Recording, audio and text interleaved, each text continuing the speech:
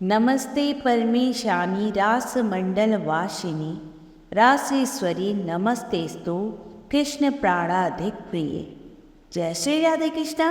प्रिय दर्शकों, आपके अपनी YouTube channel India at your palm पर मैं अनीता शर्मा आपका स्वागत करती हूँ। परम भगवान श्री कृष्ण के वाम भाग से श्री राधा जी का प्राकट्य हुआ। भगवान श्री कृष्ण के अर्धांग से प्रकट होने के कारण हमारी प्यारी राधा रानी स्वयं श्री कृष्ण स्वरूपा है।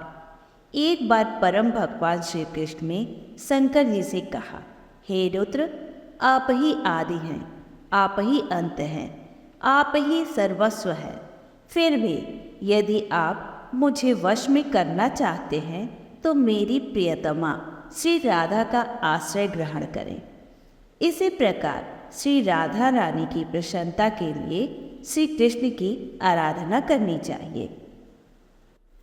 आज की इस वीडियो में सुनेंगे राधा रानी के प्राकट्य की कथा।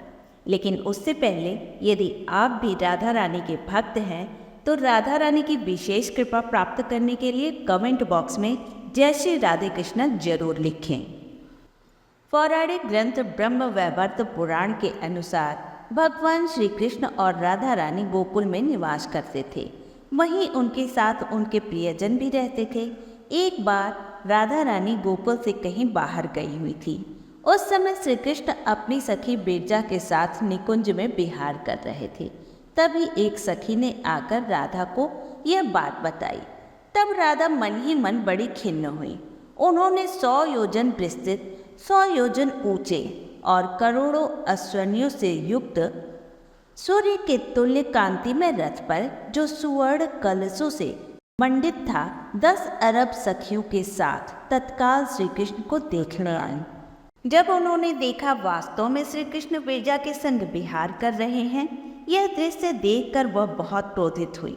असल में वह श्री कृष्ण से इतना प्रेम करती थी कि वह उन्हें किसी और सखी के साथ देख ही नहीं सकती थी।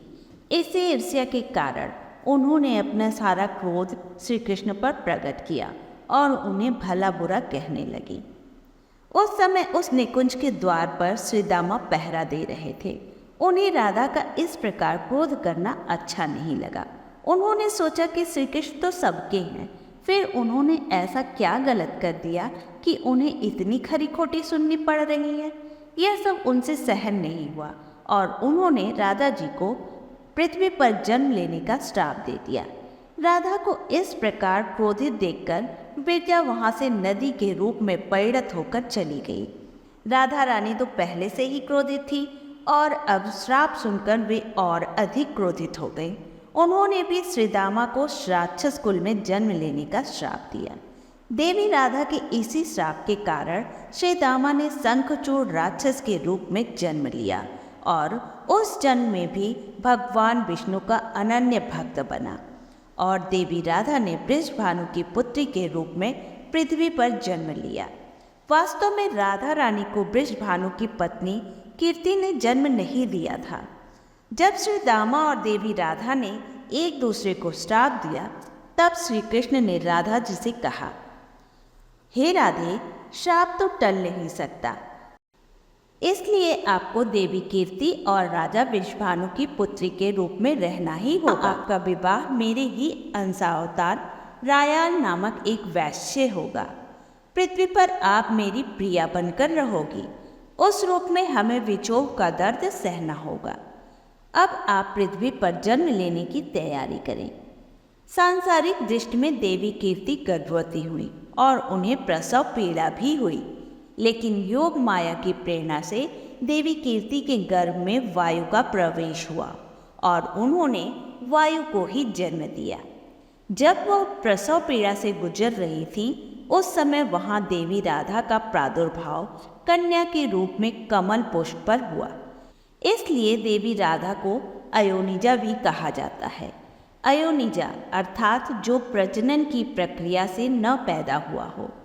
यह थी राधा रानी के प्राकट्य की कथा। तो प्रेम से बोलिए राधा रानी सरकार की जय, जुगल जोड़ी सरकार की जय। उम्मीद करती हूँ यह कथा आपको अच्छी लगी होगी, तो प्लीज़ वीडियो को लाइक करके चैनल को सब्सक्राइब अवश्य करें। धन्यवाद।